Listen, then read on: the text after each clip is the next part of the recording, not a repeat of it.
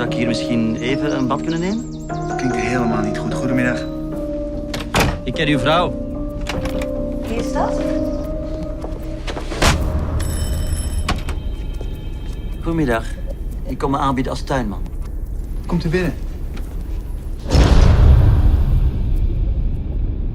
Je mag niet weg. Dat kan. Maar dat heeft consequenties. Ik ben gemerkt. Dr. Baumgarten? Ja,